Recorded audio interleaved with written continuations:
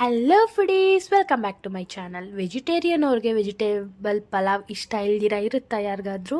ಬನ್ನಿ recipe ನೋಡ್ಕೊಬರೋಣ. So ಇದು ನಮ್ಮ ಅಜ್ಜಿ ಮಾಡ್ತಾ ಇದ್ದಿದ್ದು ರೆಸಿಪಿ.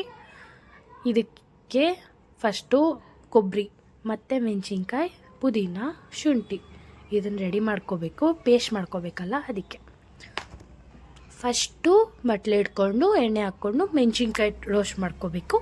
ಅದಾದಮೇಲೆ ಶುಂಠಿ ಸ್ವಲ್ಪ ತೊಗೊಂಡಿರ್ತೀವಲ್ಲ, ಅಂದರೆ ಜಾಸ್ತಿ ತೊಗೋಬೇಡಿ, ಕಹಿ ಬರುತ್ತೆ.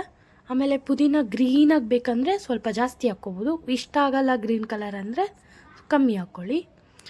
ಒಬ್ಬೊಬ್ಬರು ತುಂಬ ಗ್ರೀನಾಗಿರಬೇಕು ಅಂತ ಇಷ್ಟಪಡ್ತಾರೆ.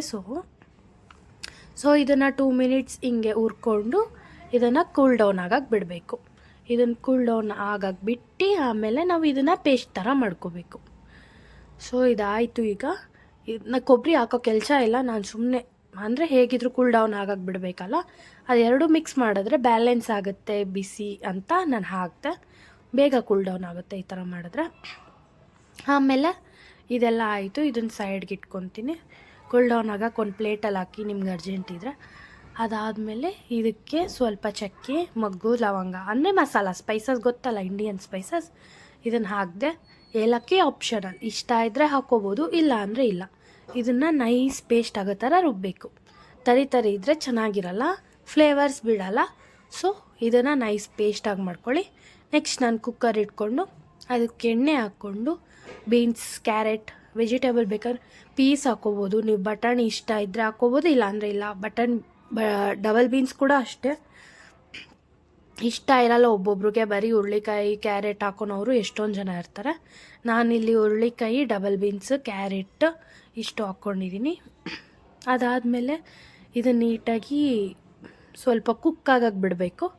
ಇದಾಗಿದ್ದ ತಕ್ಷಣ ನಾನು ಪಲಾವೆಲ್ಲ ಇಲ್ಲೇ ಹಾಕ್ಕೊತಾ ಇದ್ದೀನಿ. ನಾನು ಸ್ಪೈಸಸಲ್ಲಿ ಹಾಕ್ಕೊಂಡು ಪೇಸ್ಟ್ ಮಾಡ್ಕೊಂಡಿಲ್ಲ, ಅದನ್ನು ರೈಸ್ಗೆ ಹಾಕ್ಕೊತಾ ಇದ್ದೀನಿ. ಸೊ ಅದಕ್ಕೆ ನಾನು ಇಲ್ಲಿ ಯೂಸ್ ಮಾಡ್ತಾ ಇರೋದು ರೆಡ್ ರೈಸ್, ಇದು ರಾಜ್ಮುಡಿ ಅಕ್ಕಿ ಅಂತ ಕರೀತಾರೆ, ನಾನು ಅದನ್ನು ಯೂಸ್ ಮಾಡ್ತಾಯಿದ್ದೀನಿ.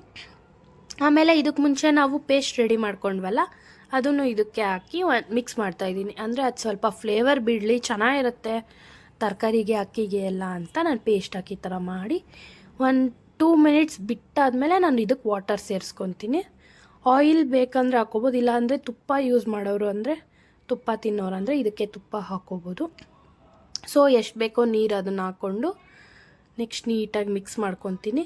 ಇದಾದಮೇಲೆ ಲಾಸ್ಟಲ್ಲಿ ಕ್ಲೋಸ್ ಮಾಡೋವಾಗ ಕೂಡ ತುಪ್ಪ ಫ್ಲೇವರ್ ಚೆನ್ನಾಗಿರುತ್ತೆ ಅಂತ ತುಪ್ಪ ಹಾಕಿ ಕ್ಲೋಸ್ ಮಾಡ್ಬೋದು. ಸೊ ನೀರು ಕುದಿಯೋ ಟೈಮಲ್ಲಿ ನಾನು ಸಾಲ್ಟ್ ಹಾಕ್ಕೋತೀನಿ, ಅಂದರೆ ಮುಚ್ಚಕ್ಕೆ ಮುಂಚೆ ಅಲ್ಲ. ಸೊ ಸಾಲ್ಟ್ ನಾನಿಲ್ಲಿ ಯೂಸ್ ಮಾಡ್ತಾ ಇರೋದು ಹಿಮಾಲಯನ್ ಸಾಲ್ಟು. ಸೊ ಅದು ಸ್ವಲ್ಪ ಜಾಸ್ತಿ ಇಡ್ಸುತ್ತೆ. ಅದನ್ನು ಹಾಕಿ ಕುಕ್ಕರ್ ವಿಜಿಲ್ ಕೂಗಿಸಿದ್ದು 2 ವಿಜಿಲ್ ಕೂಗಿಸ್ದೆ.